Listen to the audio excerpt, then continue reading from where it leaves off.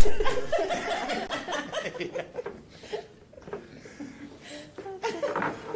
gonna do it. The light is red. You are, you definitely. I got 5:30. Huh? Do ya? Yeah. Right on? All right, good. Are we good? All right, cool. Let's call this meeting to order. Today is Wednesday, May 8th. It's 5:30 p.m. This is the Parks, Recreation, and Forestry Committee meeting. Welcome to everyone. Just a quick note, we do have a new member of the committee. Her name is Chelsea Willis. Chelsea, welcome. Thank you. Would you like to introduce yourself and tell us a little bit about yourself? Sure, yeah. My name's Chelsea Willis. I've lived in Marshfield for almost 6 years. My husband moved here to work at the clinic. We have 3 kids, 16, 14, and almost 12. We've taken advantage of a lot of the Parks and Rec programs in our time here so far, so it seemed like something that would be right up my alley when I saw there was an opportunity to maybe get more involved with it. So I have a history of enjoying Parks and Rec type stuff, lots of sports growing up, and yeah, so it's just, I'm Great. excited to We're participate. happy to have you. Yeah, welcome. Thanks for volunteering. And I understand you know what a paradiddle is. I do understand, yeah. And for anybody, it's right, left, right, right, left, right, left, left. That's all we're going to tell you. You can't know anything else. Okay? All right.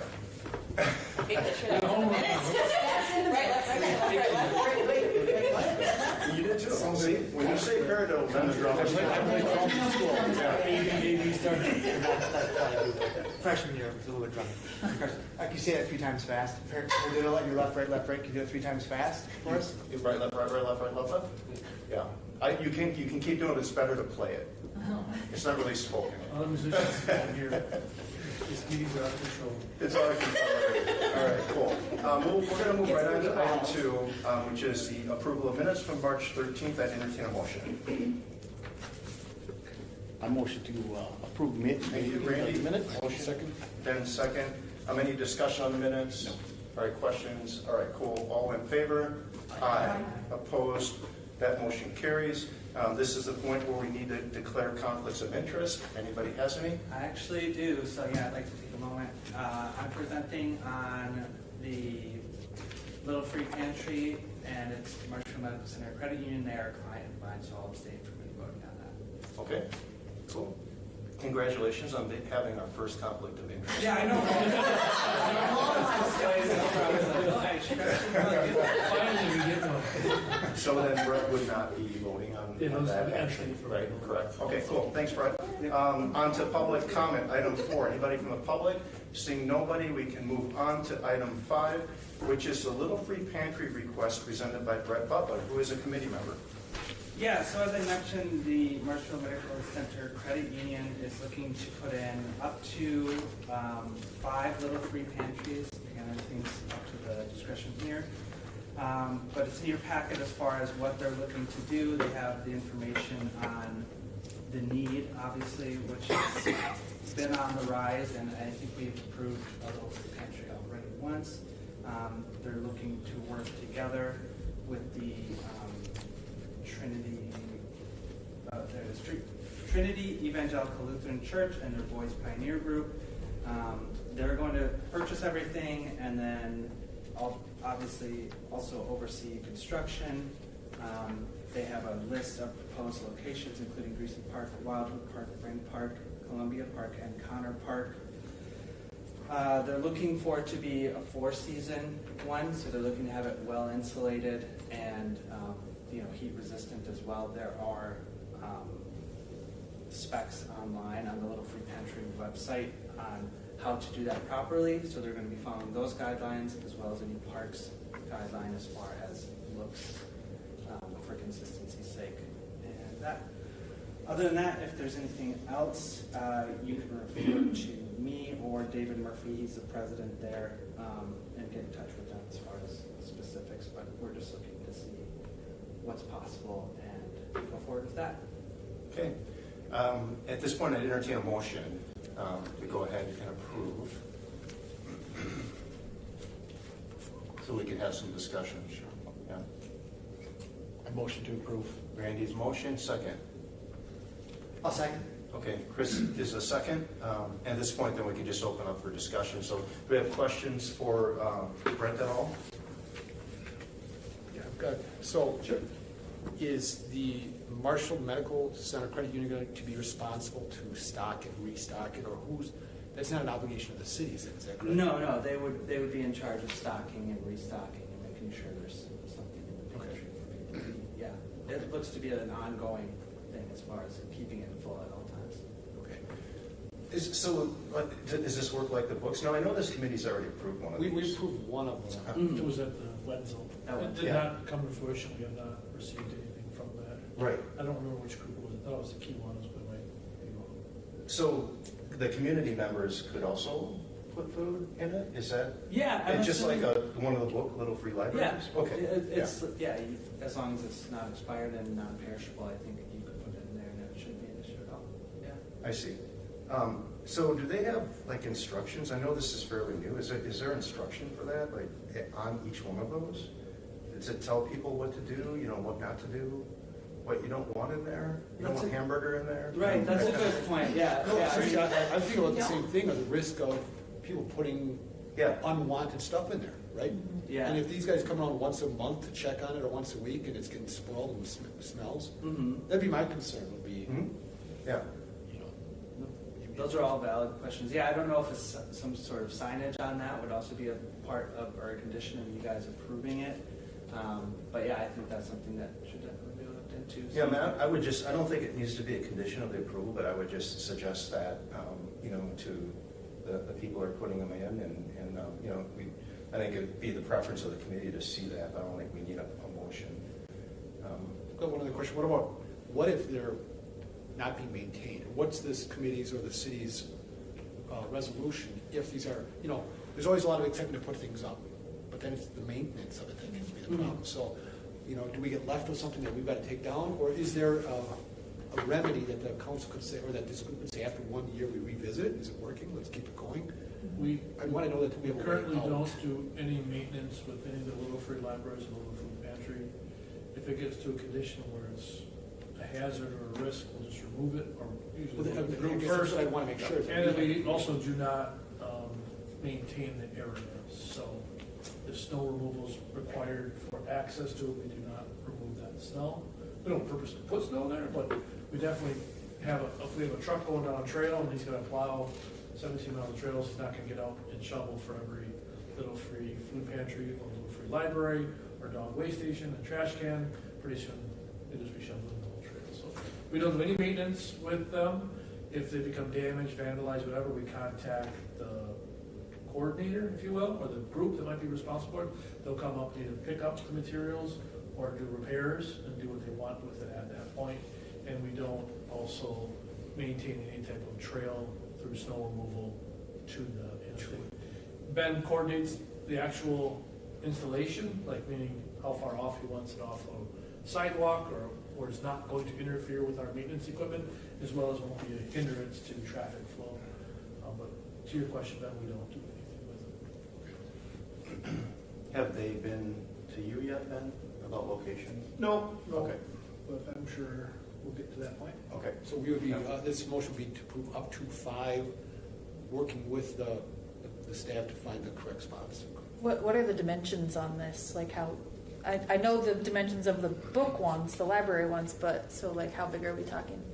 I think a little bit bigger, just so they can, because it's going to have to be insulated as well. But as far as specifics, I know he's looking at whatever the Little Free Pantry website provides as far as schematics. I was assuming they'd be working with city staff as far as the size that they would allow and the materials I think used. it's pretty thin, make it the size of a doghouse. Right. No, I Have don't to I don't stock think that it'll full of be food all the huge time. by any means. So I would assume, Yeah, Well, I think the example pictures here look very similar to what the Little Free Libraries are. Yeah. But I think, Ben, obviously, Yeah, what we typically do is put down a slab of concrete and then mount it to the slab. Mhm. So if we do need to remove it for some reason, it'd be easy enough to just unbolt. Natasha. Just also, I'm sure that the Little Free Pantry website talks about this, but we would want it to be rodent proof, because it would, attract every. Right, absolutely. Absolutely. Yeah. Okay. Other questions? Other discussion? Okay. We have a motion and a second to approve this concept and to work with the Parks and Rec, the zoo manager and a Parks supervisor to get this locations figured out, size, appropriate size, road improve. Cool. All right. All in favor? Aye. Opposed? All right, that motion carries. Thanks, Brett. We are on to the report section. Strategic plan for 6. What did I miss? The strategic, Oh, yeah, we are on to item 6. read this word for word. We're on to item 6, which is the Parks Recreation Strategic Plan. This is presented by Justin. We developed our strategic plan back in 2018. Each year it's presented to the committee, reviewed, edited, changed, and then finally approved after a second review. Included in your packet as well as in your place is a strategic plan. It's also on our website, so if you don't have it readily available, you can reference it on our website. It kind of focuses on several pillars in our department. It's not all encompassing. We can't fit everything in every pillar, but we try to do as best as we can. The first pillar is staff. The second pillar is recreation, followed by facilities, the zoo, cemeteries, forestry, trails, and then lastly is partnerships. Kind of going through the strategic plan itself, our vision is pretty basic, like all vision statements should be. It's just to enrich Marshfield's quality of life. We can move on to the department's mission itself. You guys can read that, but essentially is to better our community through parks and recreation facilities and programs. We have quite a lengthy department philosophy that kind of tells you how we get to this point, and then we actually go into some of the pillars. The first one is staff, and I'll just kind of go over the goals and briefly go over the objectives because we do have some time on our side tonight. The goal for our staff is to evaluate the department's organizational structure, assess its staffing needs, promote education and personal development, and maintain an attrition replacement plan. We always do this whenever we have a vacancy or we know a vacancy. Whenever we see someone about to retire, resign, or leave, we'll take an evaluation of that position and how it fits in our organization to see where we can maybe make some savings or some combination of partnerships, and then we'll make a presentation to the council or our finance budget personnel for the replacement of that position. We always promote education in our department. We always think technology and advancements are always occurring, so whenever you can attend a workshop, a seminar, or a conference, we totally support that 100%. We also promote personal development. Maybe we have a staff person who's interested in getting more experience in horticulture, or maybe it's more in animal welfare. We'll work with that individual to make sure we can do whatever we can to pursue that. The objectives underneath there is to determine the feasibility for an additional full-time staff person to assist the zoo operations for future zoo development expansion. Essentially, we need a new full-time person to be committed to the zoo. We are at our max with care of our animals as well as programs. Sarah does the best she can down there. We do have some seasonal and temporary staff who come from time to time, but right now Sarah is our main person for the zoo, so we cannot add any more type exhibits or other types of features or programs, so we're kind of maxed out there. Number 2 is research the need and viability of a permanent part-time health educator staff person to lead fitness and health-related initiatives for the community and city employees. I think this is really important. Not only is mental health important, it's mental health awareness, but it's also a physical component of trying to keep our staff as well as our community active, and there's nothing better than a permanent kind of person dedicated to doing that. Number 3 is encourage continuing education opportunities for staff to further their expertise and knowledge in their field. I kind of brushed on that before. We always encourage education with our staff. Number 4 is evaluate the department's organizational structure to determine if best fit for efficiency and purpose. I talked about that also, as we constantly are looking ways to make things better. 5 is reduce staff and consider outside services for needs where and when appropriate. A good example is we currently contract out cleaning services for our park restrooms. We also contract out mowing services. That's something that was decided prior to me coming here, and it's something we continue today, but every time that contract comes up for renewal, we say, can we do it in-house better for less money, more times than not, we can't. So we will always kind of contract out. And we're always looking for ways to improve our operations and make things more efficient and more economical. All right, moving on to recreation. This is kind of, in my opinion, the backbone of our department and the backbone of our community. It is to expand recreational programs to meet the needs and interests of residents while providing healthy, wholesome opportunities. Objectives: examine the need, utilization, and distribution of seasonal recreational guides. It's something we do 3 times a year. We have a recreational guide. The good thing is it's free.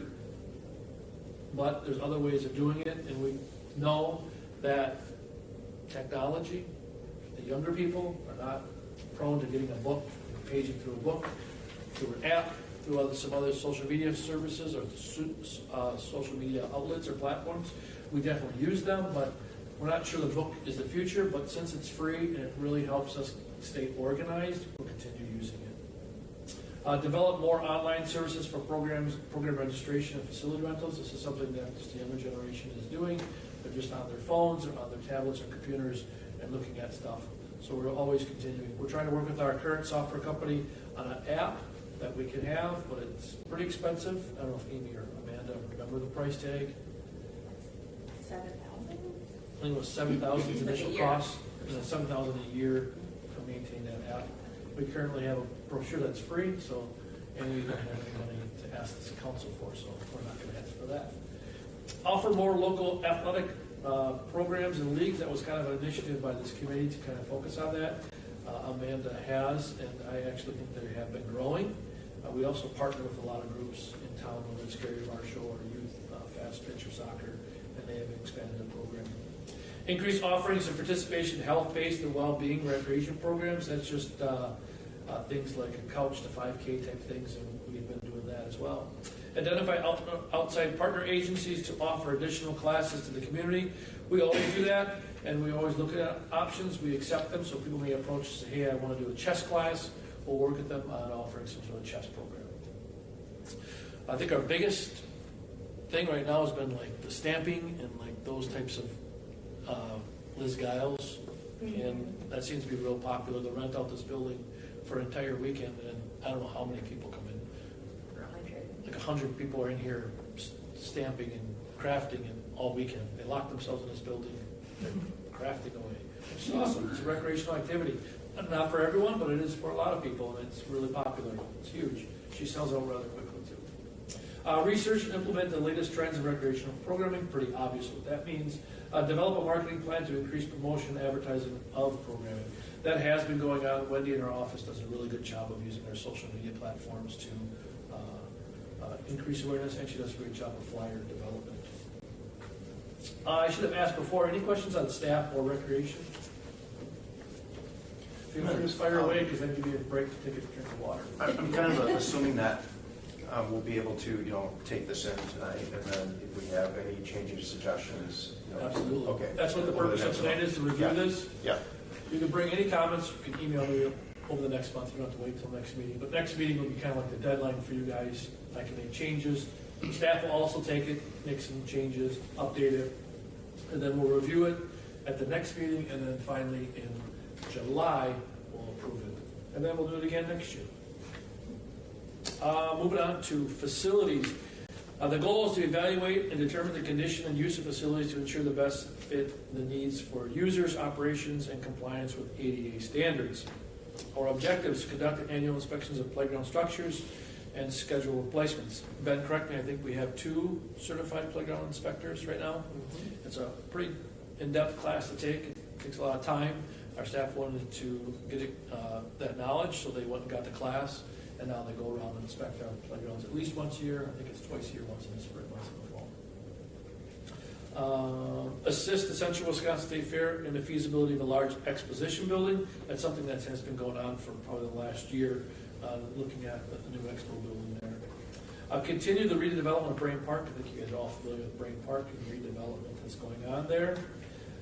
Redevelopment of Stroman Park. I think you guys are familiar, but Stroman Park's getting a little bit of facelift. Ben is working with the family and the firefighters on redoing that park. Work with Jurassic Park Relocation Committee on moving art pieces to the city. I think you guys are pretty familiar with that. There's stuff working in progress right now. They're hoping to make an announcement or come up with a design plan in the next 30 to 60 days, so that'll become public. And number 6, construct a restroom building in Wenzel Plaza. I'll leave that one. All right. Any questions on facilities? I don't know where this goes. Maybe it's facilities, maybe it's not. But there was a group here and they talked about fitness equipment in a park. I think that was Veterans Park on the back side of that.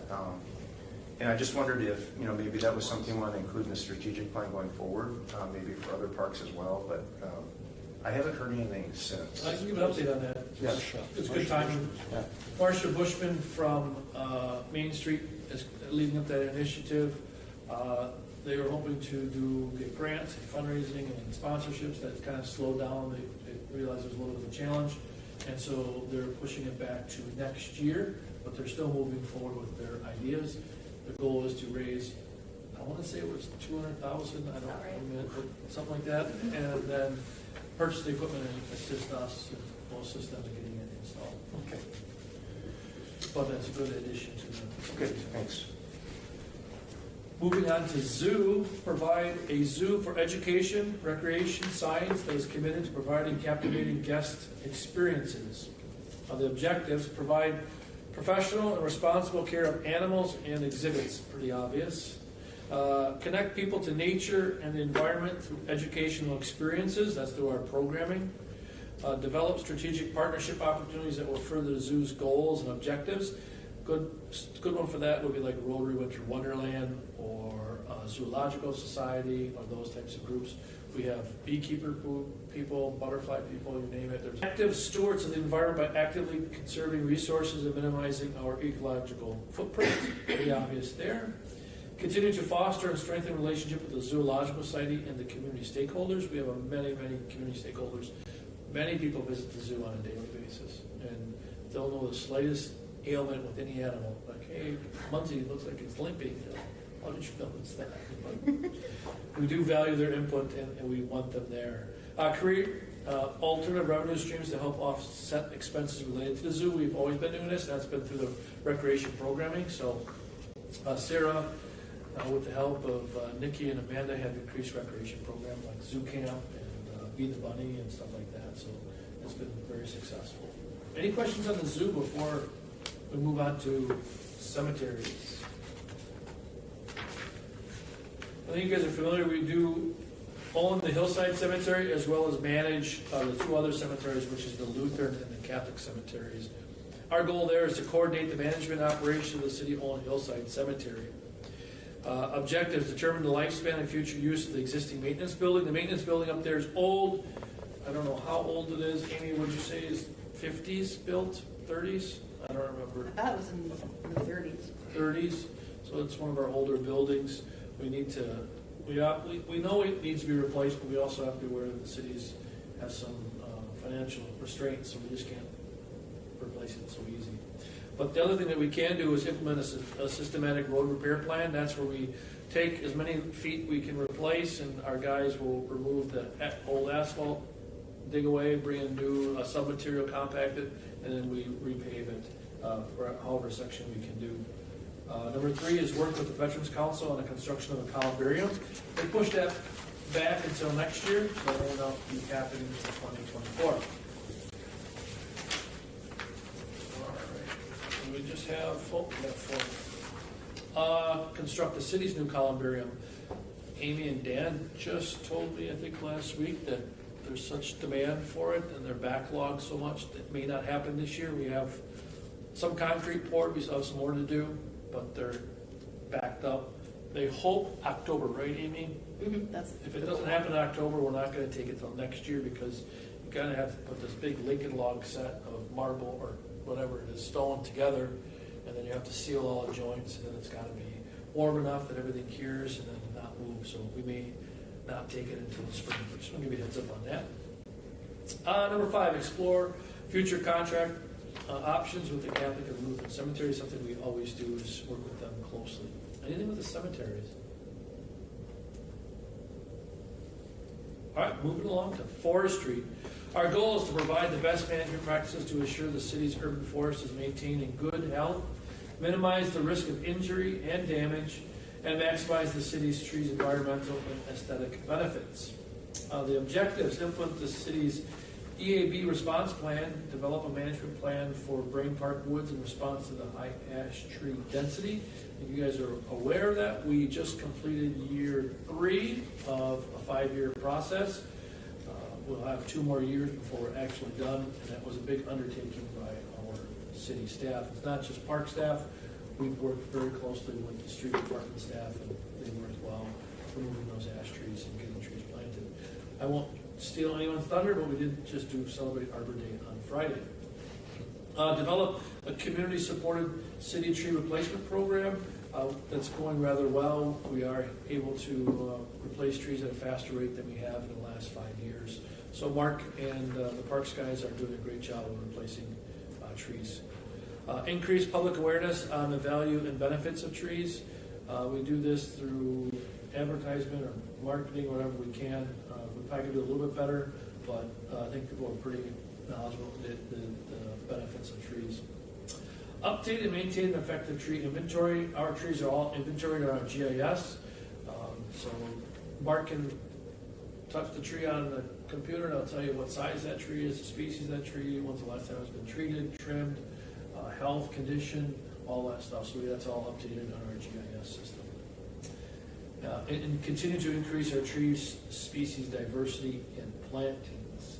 I mentioned a little bit about like replacing more trees than what was taken down. Mark now works closely with our engineering department, and any type of road construction, he'll identify which trees, or they may say these trees need to come down, but part of that project will be then have the contractor then put trees back in. Before, that contractor may not have put trees back in. Now it's part of the project. They have to put trees back into whatever new street construction or projects are going on. All right, any questions for me on forestry? So I know, like, recently, the governor announced a program for planting of 1 million trees. And I know even prior to that there's been a lot of grant money available for trees. So I wonder if we can throw a statement in there about acquiring state funding. Pursuing state grant funding for, I don't know, the expansion of trees in the city, and if that just needs to be a separate point. Yeah, we'll add it. It's a good point to add because we're already doing it. Mark just received Two of them that paid for the Arbor Day trees. One Cool. was from one of the Green Energies, I think. Cool. I forget the other one. I thought that was a DNR grant. DNR grant too. 40,000. That was for all the tree plantings on Peach Street. Yeah, that That was a big one. That was last year, wasn't it? Yeah. So he receives a grant at least once a year. Good. It might be a smaller one, couple thousand, 5,000. Some. I thought he received a $40,000 grant at one point. So he's always looking. And not every grant we're eligible for. Sometimes it's disadvantaged neighborhoods. So we have a very small area of disadvantaged neighborhoods compared to other communities. You can look at it and I'm not trying to, you can look at Wisconsin Rapids and let's just say 75% of their city is disadvantaged. Where Marshfield is like 10%. I don't figure out how they determine that. It tells you how limited area. So if all things equal, Rapids applies, Marshfield applies, they're going to give it to Rapids. Some of those are like that, disadvantage just doesn't make it very easy.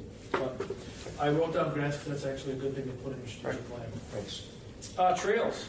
Our goal is to have a well-connected network of bicycle and pedestrian facilities which make walking and biking a fundamental and viable transportation option that supports a sustainable future. Our objectives: add bicycle pedestrian trail counters to gain usable data for trail development. We currently have bicycle and pedestrian counters throughout our trail system. They don't always work, but they sometimes fail. You don't know that they're failed until you go and try to extract the data, and you realize that, okay, it failed 2 months ago. So we do have those out there. Concentrate efforts to connect Weber Park and UW Arboretum trails, Pecan Parkway to Greasy Park, and a trail system to the high school campus. That's something important that we are focusing on. It's a long process. I currently have got commitment of $25,000 from a local donor to do design services for a Pecan Parkway to Greasy Park Trail. So we got a donation for $25,000.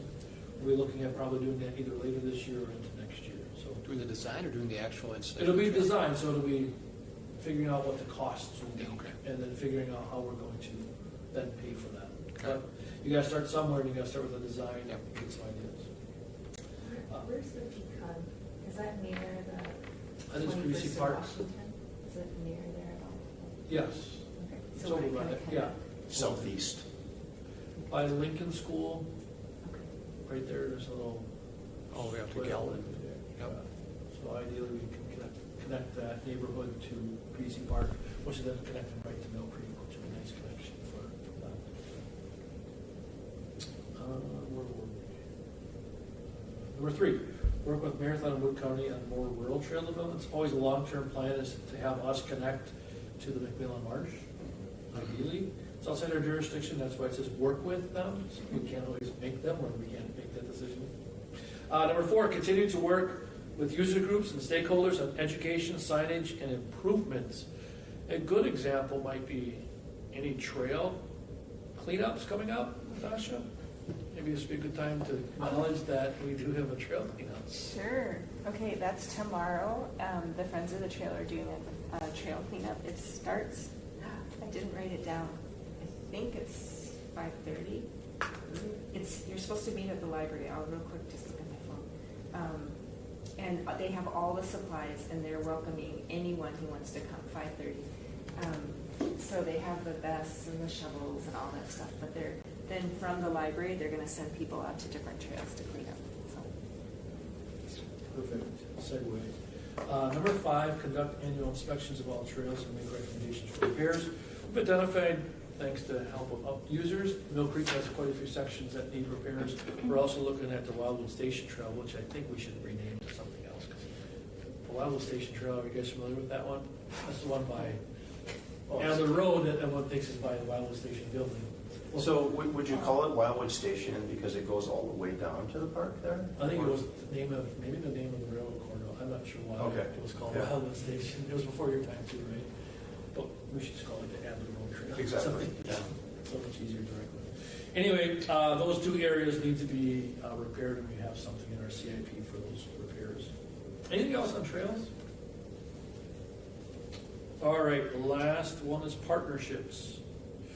Our goal is to coordinate the partnership and collaboration efforts between city-owned facilities and community stakeholders. We have a number of community stakeholder groups.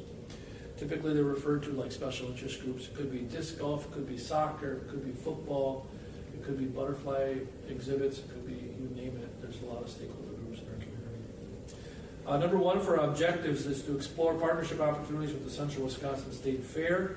That's one of our bigger stakeholders because they hold one of the largest events in our community in a 5-day window. I think they have over 60,000 people go through their gates in that small day, which is the largest event we do from a community's perspective by far. Number 2, research and design a school district facility cooperative use agreement. This is kind of probably a little outdated. They used to use a lot of our facilities, but now with their development of football, soccer, baseball, and softball, that has kind of diminished over the years. Number 3, continue to communicate with residents, community stakeholders, and special interest groups on the development of parks and facilities. A good example would be like Brame, as we are working with the pickleball group on the development of pickleball courts. We're obviously very intimate with each other now, and we are sharing resources, and the next might be keeping disc golf abreast of what's going on, next will be softball, so on and so on. So we are always trying to be good partners. And number 4, and the last one, maintain a positive relationship with Motor Adventure Wonderland to ensure their use does not impose on animals, operation, and visitors. They've always been really good to work with. One of our main partners, I think, has been kind of a staple of our community. It's a great partnership there. And that's all I have for our strategic plan. It's a lot of information, and I'll take questions now or email or whatever you want to do. Go ahead, Natasha. So this is just a question of should this be in our plan, or should this be something that as a city Parks and Rec that we're pursuing? I'm just looking at number 6 under the zoo, the alternative revenue streams.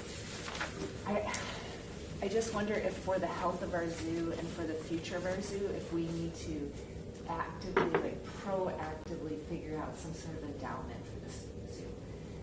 So that it's not based on the whims of city revenue. And especially since it's a free zoo, so we're not, getting revenue. So anyhow, I'm just wondering if that would be part of a strategic plan to say, hey, by such and such a date, we're going to work towards. So how does the Zoological Society fit into that? So the Zoological Society collects donations, sponsorships, free will, gifts. They also collect the donation canister dollars. There's a donation canister, I think, by the 3 entrances. They collect those. And then they turn around and give that back to the zoo, typically through animal acquisition. So let's say we're going to get another gray wolf or several gray wolves, and it's going to cost us $20,000 to get them here, plus the purchase, plus whatever permitting and whatever's needed. They'll pay for that. They'll also help pay for exhibit expansion. I don't know the number, but it was $100,000 they gave towards the Welcome Center.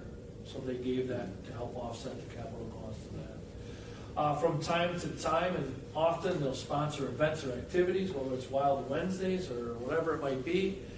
So that's kind of what they'll collect the money. They're out fundraising, if you will, but it's always fundraising, so it's not like a big push for one thing. Unless they were out there actively fundraising for the bear exhibit as well as the cougar exhibit. They'll take those monies and then give them back to the city. But they don't give back like to pay for wages and food for the animals. It becomes a slippery slope there. What happens if they stop? And then where does that deficit then fall? Does it fall on the taxpayers? Does it fall on the staff? So I like that, but I agree with you. Natasha, endowment fund is a very good way of making sure it's sustainable long term. I like it. And even, like the city could, you guys could run fundraisers down there too. And we do. Yeah, right. Yeah. Okay. Anything else? So what's the plan here? You Think guys- about this during the month. But like Natasha's comment, Yep. other comments that we've had, if you have other ideas, Yep. throw them out there so we can chew them up next meeting and then finalize it in July, and we'll do it all over again. Yep. So this is a very fluid strategic plan. It's been around since 2018. It has changed a little bit. It's kind of our boilerplate of what we're building off of. All right. Thank you, Justin. Now we can go on to item 7, which is the report. So Chelsea, for your awareness, this is, we go through each kind of department within Parks and Rec, and essentially just go bullet point about some of the highlights that have happened operationally or whatever during the month. And then if you have questions about anything, if a community member were to come to you and ask a question that you didn't know, that would be a good time to ask it, according to, what department is presenting. It's kind of what we do, just say questions, and it's just an open discussion. Okay, All right. great, thanks. Yeah. Okay, we will start with recreation. Amanda. Right. So here at the Senior Center, we're still working on hiring a senior coordinator. The position's been vacant for a few months, and HR thought that maybe there was some issues with how it was posted on Indeed and stuff. So we're gonna adjust the title of it, move some of the positive benefits of the job up to the top so people see those first, and then repost it towards the end of the month. I didn't want to have to start interviewing until after the pool was open and going good, so I wanted to post it a little bit later. So that'll be vacant for at least another month. There's still an ADRC meal site here. Justin mentioned Arbor Day. It was scheduled for last Thursday. We did it on Friday due to the weather. I contact Grant School every year just to confirm their participation. It's an easy walk for the kids. The 4th graders participate because they learn about Arbor Day in 4th grade. There's probably close to 100 students. I guess I never officially asked. But me and another staff member usually go to the school, walk the kids to Brain Park with the teachers, and then Mark and the DNR give presentations on Arbor Day and the importance of trees, and then they break off into groups and plant trees in Brain Park, and then we walk the kids back. Summer programming is going really well. Justin also mentioned increasing programming. I think I've at least doubled, maybe tripled access to some of our programs. And we do have more kids signing up for some of the stuff and canceling less programs over time due to low enrollment, so that's a positive there. Right now I have it broken up into 3-week sessions 3 times over the summer. So they start June 10th. You'll see kids all over town playing and hanging out. I have a lot of instructors for those programs that wanted to return, so that was a humongous positive aspect of this summer, including a full-time, well, seasonal full-time person to kind of help manage that aspect of recreation, because I also have Van de Hay Waters. We're going to open June 8th, and again, I have a lot of seasonal employees that wanted to return, which is a humongous positive aspect, but we have a lot of new people too. We're going to open June 8th, but you'll see it very busy down there starting May 31st, because I'll be running 2 full lifeguard courses between May 31st and June 6th.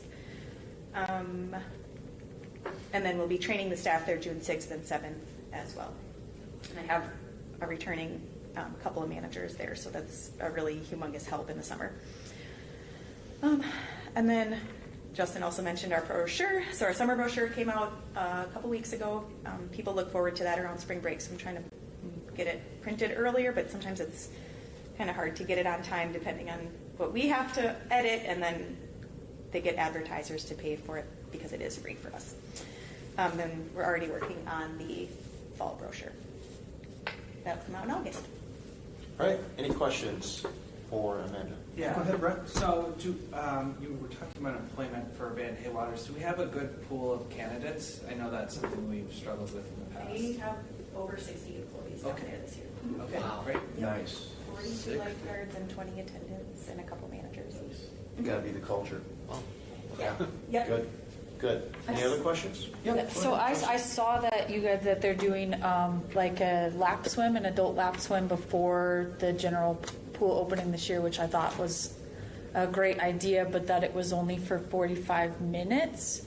I just wondered what the mindset behind that was. Just kind of, my husband is training for a triathlon, and so he does like real long swims, and I know he'd love to get outside instead of always having to be in the Y, and I just wondered what the feasibility is of maybe expanding that time frame a little bit beyond that. Well, we open at noon, so Right. I mean, they can swim laps while other people are in the pool also. It's just I can't set aside that time, so we're already very limited on operational hours. And then prior to that, there's in-service trainings often. There's aqua Zumba, there's aqua size, there's sometimes like adaptive swims that we throw in there. And anything prior to 10 a.m., it's kind of too cold. Okay. So even before like the sun comes up in the summer, you don't want to really be in that water. Okay. But it is Monday through Saturday for lap swim. There's also 2 lanes dedicated to lap swimmers, open during hours, right? Wouldn't say that specifically. They But exist. They're there, just if you Yeah. can have the kids not. You might have to Surrounding be just them. giving cover to it. I wouldn't recommend going when it's 90 degrees and trying to get that lane, but Depending on how busy it is, right? Yeah. Yeah. Okay, there's a lot of programming going on there, though. any other questions? Okay, I have one. So you mentioned the increase in programming. You mentioned it too, an increase in participation in programming, right? You mentioned it during the strategic plan section as well. So are you seeing trends of any specific program, or is it just across the board? You seeing increases any more in soccer compared to?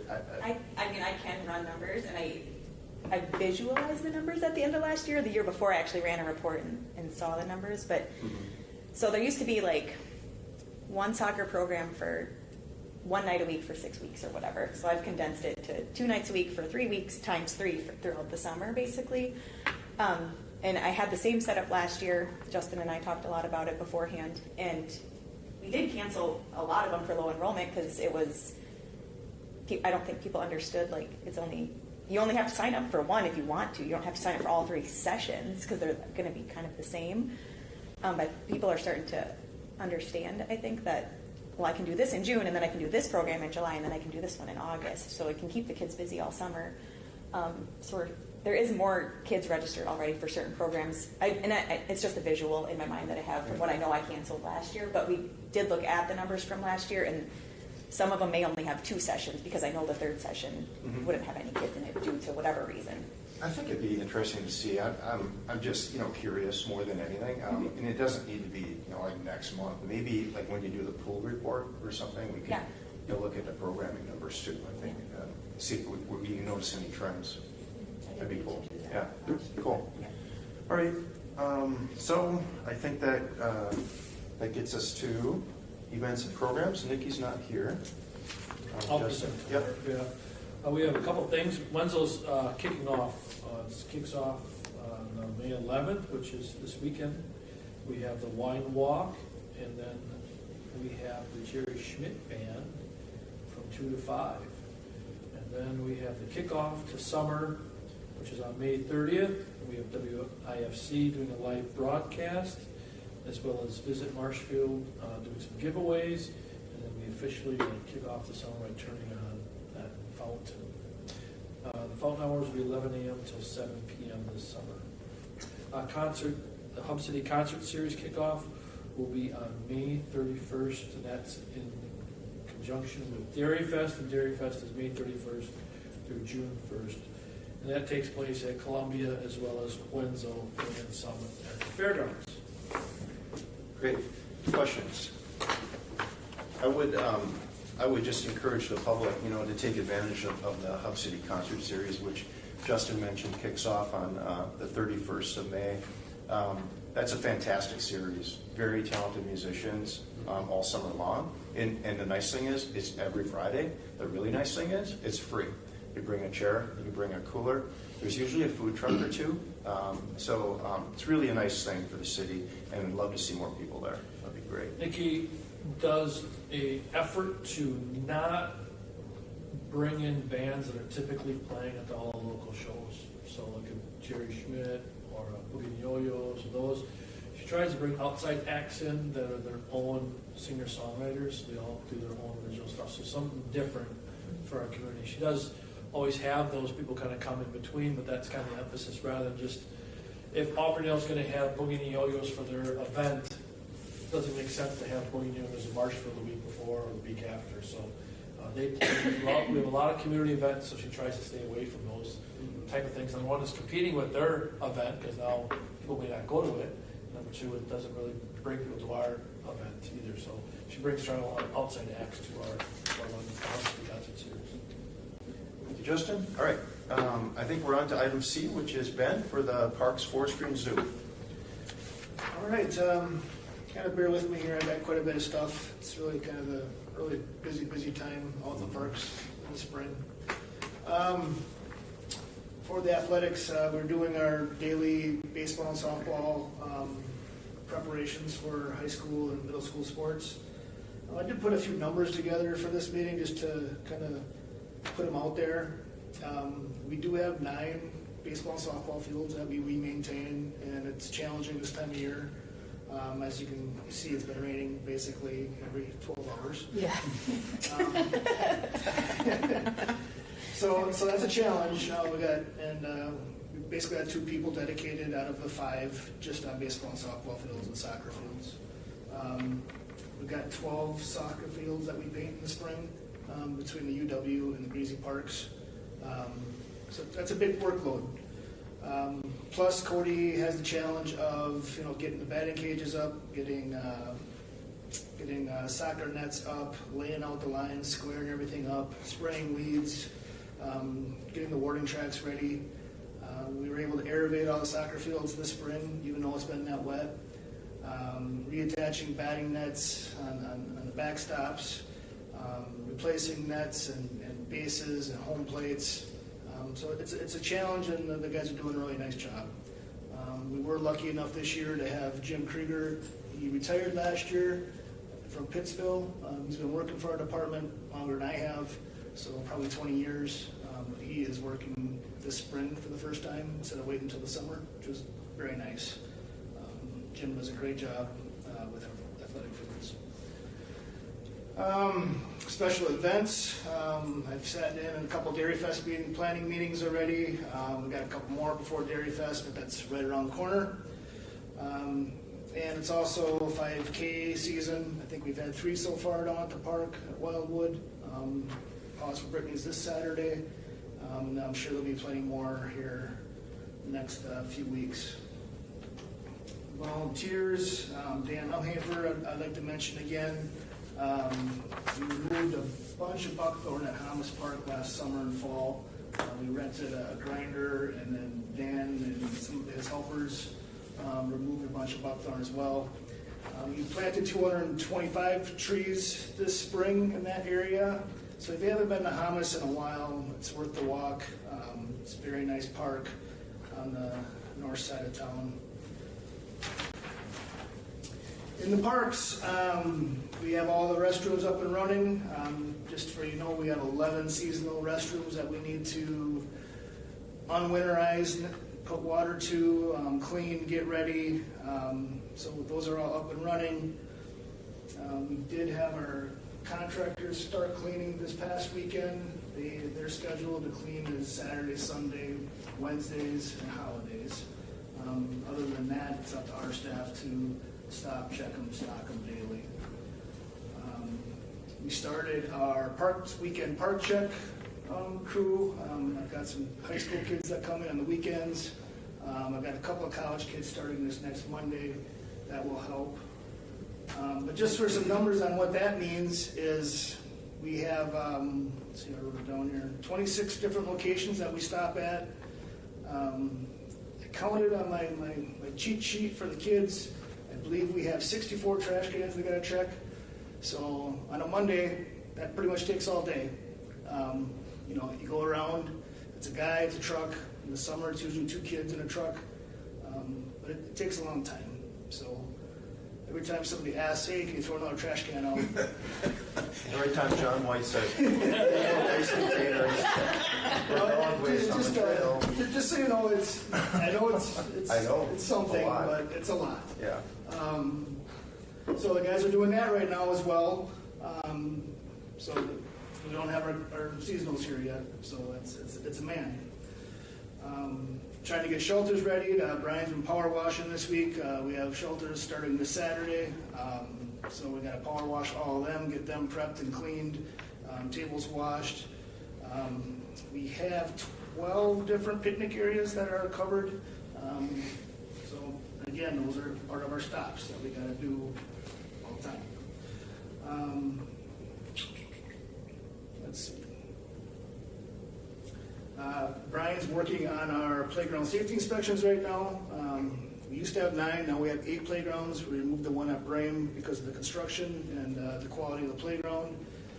So we've gone through, we replaced a bunch of boards at Crazy Playground, the wooden structures. This spring we were able to get in there and do some work. We also replaced a cracked pipe at the Wildwood Playground this spring. So the guys were able to get that. And Brian Krieger just got his certified playground safety inspector, passed his course. So we got 2 people on staff, Justin mentioned, which is really, it's a national certification. It's very in-depth. It's not an easy course to pass, so good for Brian. Let's see, what else do I got going here? We started mowing. Just for numbers for this, there's 40 different locations that we contract mowing out to. That's something I oversee. It's a lot. We started mowing our athletic fields on April 15th. We started mowing our general park areas on April 29th. So that is fully going, and so far so good. We also held some staff training. We are all CPR certified again and first aid trained. And you guys also went and did their hearing tests, and we did a summer safety operations just to get everybody thinking about safety before the summer begins. We will be holding one once all of our seasonals are here too in June. So that's parks. Forestry, Amanda and Mark just got done with Arbor Day. Great job. We had 100 kids down at Brain Park, planted about 140 trees. The mayor was there, the DNR lady was there. It was a great day. We did have to do our rain date because Thursday it rained. But everybody showed up. Rotary volunteered, had a bunch of people there. It was a great day. It was good.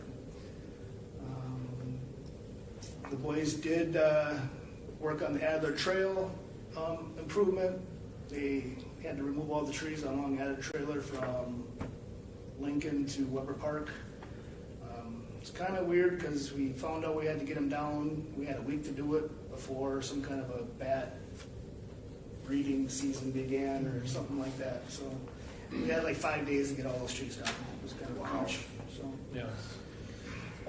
But they did it. They did it in the rain and the cold and the hail and whatever else was out there. I think that's because it's a state-funded project, right? Yes. Yeah, okay. It's called the white nose syndrome. It's a fungal thing that happens, and DNR has a requirement to remove any trees prior to March 31st, and so we got a week notice to remove all these trees along this trail project so they can move forward with construction. Otherwise, you cannot remove those trees after that date, which means that project would not have happened this year. So, as Ben mentioned, it was a very short notice of, we didn't know we were supposed to, or it wasn't really on us, it wasn't like our. Yeah. But we were asked to respond quickly, and the weather wasn't super favorable. So, Yeah. Kudos to the Nice boys job. that did it all. They Nice job. really Yeah. worked their tails off. Yeah, it was a combination of our staff and the street department.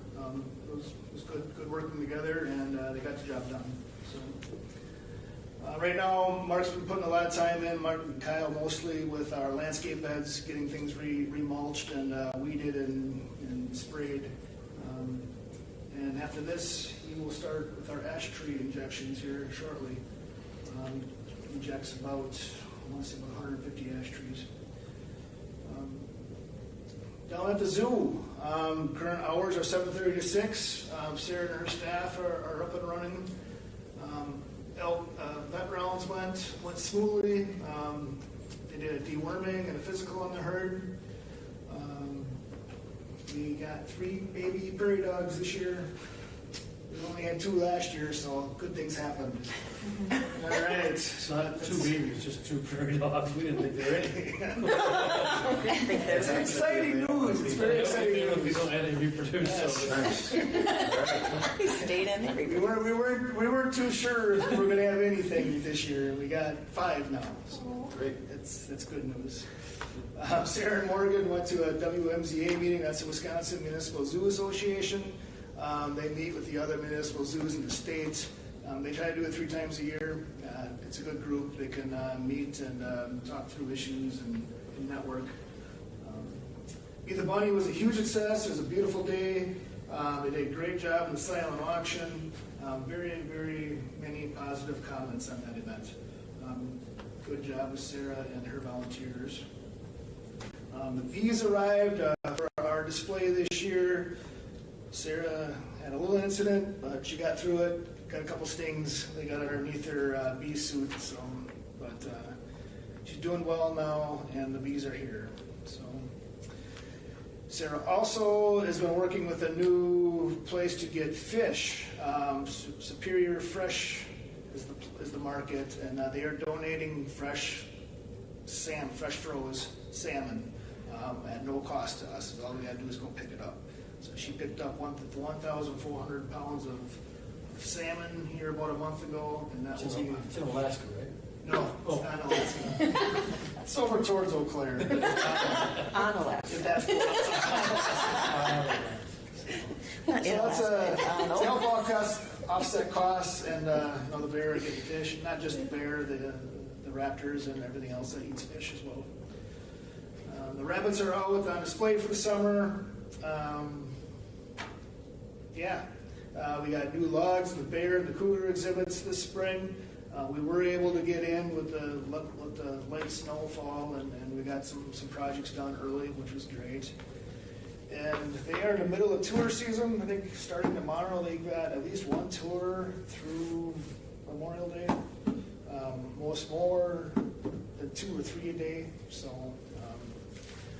she's up and running with tours. So if you try to catch her, I don't know, good luck. I'll open it up for questions for Ben here. Go ahead, Natasha.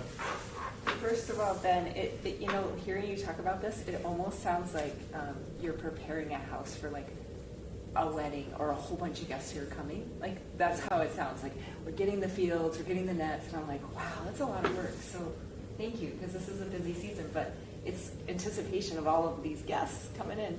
So that's awesome. How are we doing with like security for the bathrooms? Did we get cameras last year? We do? We do. Okay. We have cameras, not super great, they're cameras located kind of throughout the park system, positioned towards restrooms or buildings or structures. Okay. I'm not sure how helpful they'll be, because having a person walk across, you might be able to identify that it was probably a male, maybe identify base general height, but I'm not sure how much information we'll get. But hopefully they make a mistake and walk like right in front of the camera. Because there's many ways to get into our facilities. You only have one camera pointing one direction, and if they come in the other way, maybe you don't see it. So we definitely put some out. Hopefully discourages it. And this year it's good. Knock on wood. So far, great. Other questions? Ben, I gotta tell you, I know you're busy. I'll echo her comments, thank you, but it's really nice to see all these numbers. It kind of puts it in that context, how much is going on. Just the trash locations, right? Every time I say, we need to have the trash can there, anyway, I get it. I mean, it's nice to know that, so that's good job. Thanks. Yeah. Okay, Amy, can you match that? You're up. No, I can't. Okay, but cemetery. we did have 24 burials between March and April. We had air quality testing done and within the cemetery office, and we were able to reopen that in March. Staff completed CPR and first aid training. We did complete contracts for the 2025 to 29 and proposed contracts, and we sent them to the Catholic and Lutheran cemetery boards. So we're just waiting to hear back from them to finalize those contracts. Staff dug out a road between sections J and K, placed new road base and graded it, and then it will be paved this Friday, weather pending. Marked out headstones for Marshfield Monument, and mowing operations began in late April. Questions for Amy? Cemetery. Thank you, Amy. Justin, you're up. I have a few items. Comprehensive outdoor recreation plan is complete. It's also on our website. Feel free to look at it if you want, but you guys haven't looked at it enough. Brain Park Pickleball Project is up and running. They have put the base course down. They're hoping to put the foundations for lights as well as poles in. And the goal is to have it open by August. That's the goal. Brain Park Softball Project, I think most of you are aware, but those project bids came in over budget, so we're going to push it back to next year. We allocate additional funds to it and redo that softball field in 2025. Mentioned earlier, the Fairground Expo building plan is done. They're going to do presentation to the council as well as the county board, and then make that public as well. Wenzel restrooms have construction documents done. We had plans designed, and bid and construction documents were finalized last month. It's ready to go out to bid. We're just waiting for council to weigh in on it. We hope next week, Tuesday, they make a decision on whether they want to go out to finalize the project or not. We'll see what brings of that meeting. And the CIP, which is our capital improvement program, that plan has been discussed today, and we've got to cut somewhere around $2 million for this next year's budget to make it fit. So just so you guys can have an idea, Julie just allocated about $2.5 million a year to just repaving roads. That's just right off the bat, just to repave roads, not reconstruct, just repave roads. And then just one road project is about $1 million just to do that. So that's almost like 3.5, and there's just about $500,000 left for the rest of us. Either buy a fire truck or a cop car or do a park project or do something else. So there's not a ton of money to go around for long-term done. So we try to squeeze as much blood out of that turnip as we can. Was there a Parks and Rec plan in the CIP for next year? For next year, we have Greasy Park Playground. Okay. We have other things. We have two funding sources. One is long-term debt, which is we go out and borrow money. The other one is a room tax. We have about $160,000 a year that's kind of guaranteed, if you will, for us to do for park projects. And that project's going to be the Bring Park Pickleball Project, as well as we usually allocate $30,000 a year for park maintenance asphalt repairs. So Ben will identify different sections of trails or parking lots or roads, and we'll repair those areas. And so that's where a lot of the dollars go. So more and more dollars have been shifting towards maintenance instead of like capital. The last one I got is the Jurassic Park. I think I've talked about that, and that's just a relocation of that. I think they're trying to make an announcement here within the next 30 days, I'm hoping. We'll stay tuned. Okay. Any questions? I've got a couple things. Anything? First of all, I did attend for the Brent Park Pickleball Complex. I think it's called the Move Forward Pickleball Complex now.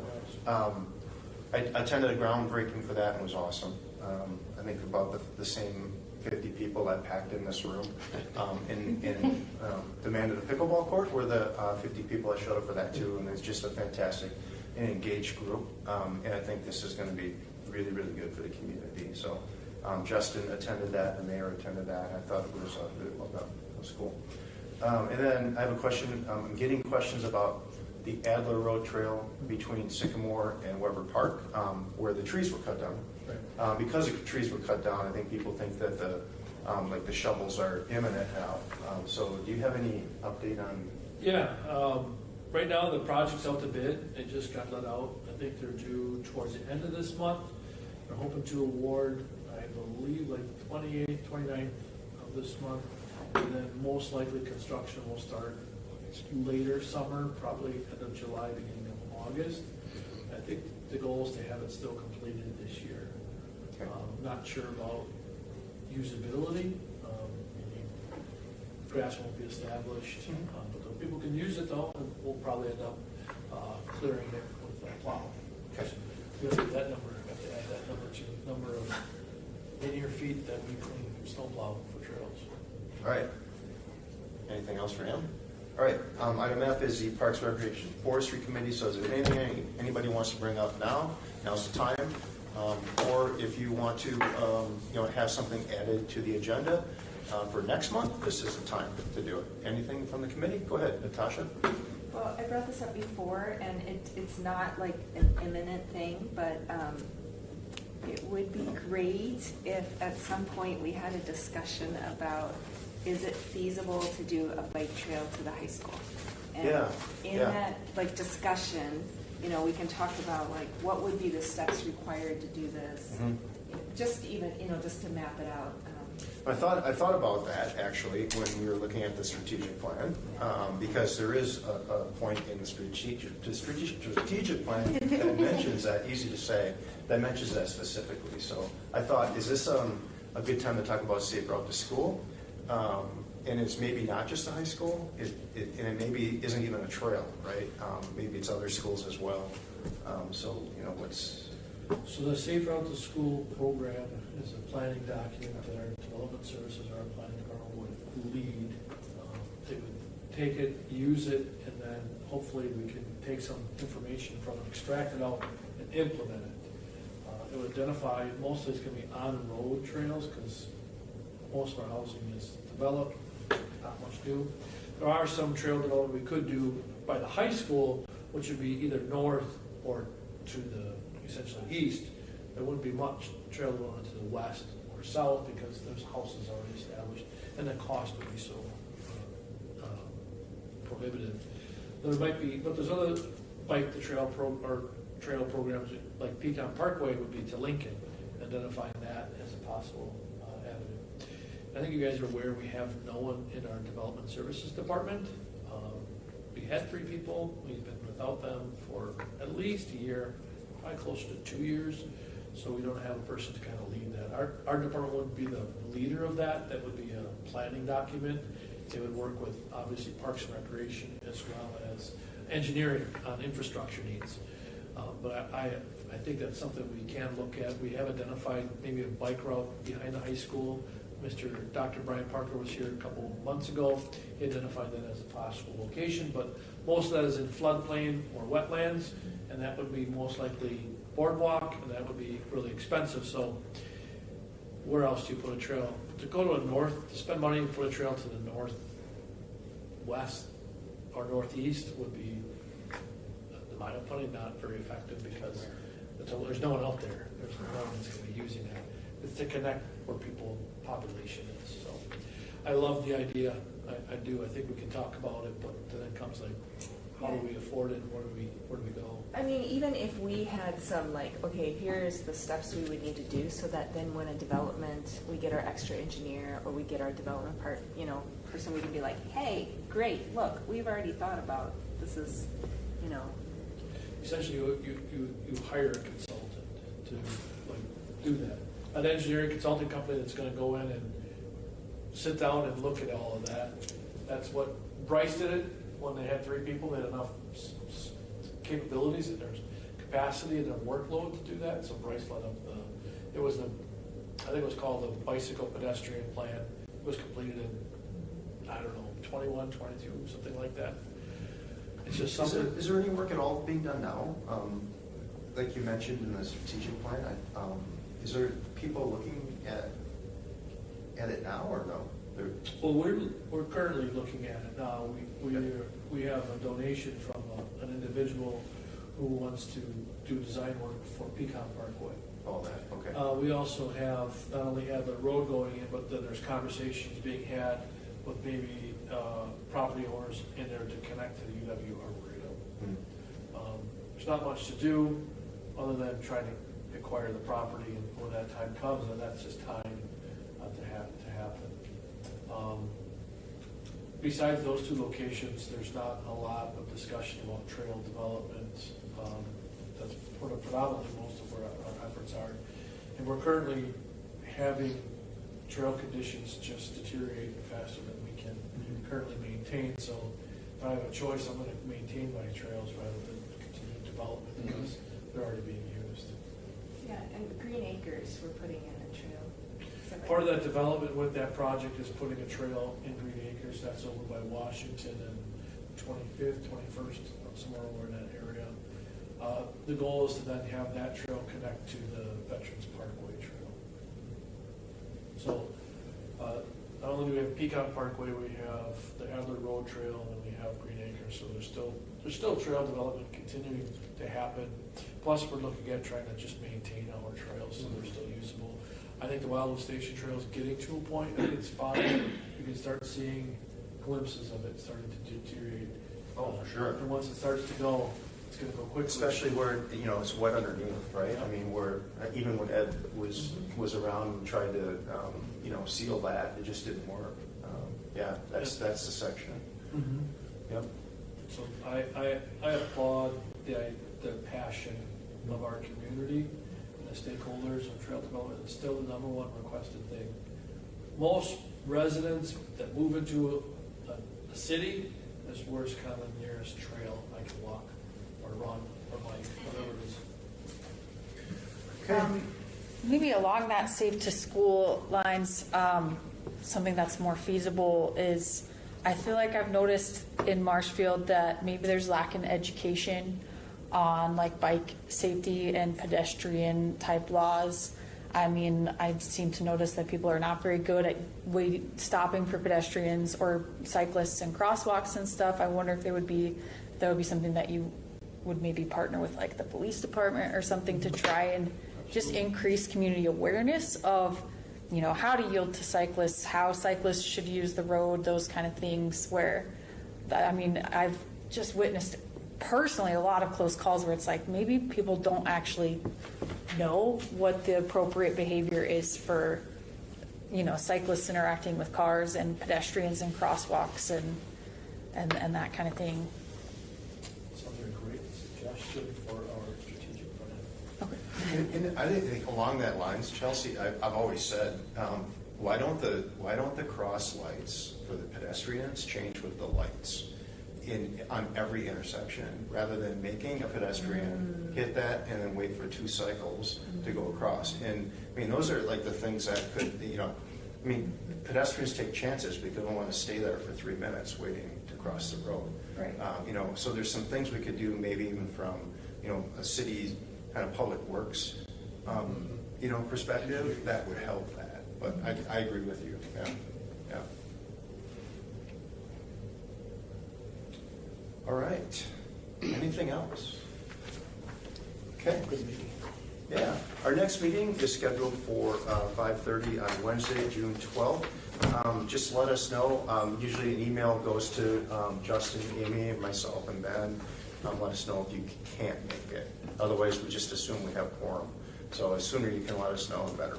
So if I could tell you now that I can't make Yes. that next one? Yes. I coach my son's soccer team and we're in Stevens Point that day, Okay, so. so that's perfect. Now is a good time to tell us. So we'll have one less. And, you know, we likely will meet. You're out too? Okay, we still have quorum. If any of you guys can't make it, then we can't have a meeting. So No pressure. let us know. You gotta let us know. All right, cool. Thank you, appreciate that. So seeing nothing further on the agenda, we are adjourned. Thank you.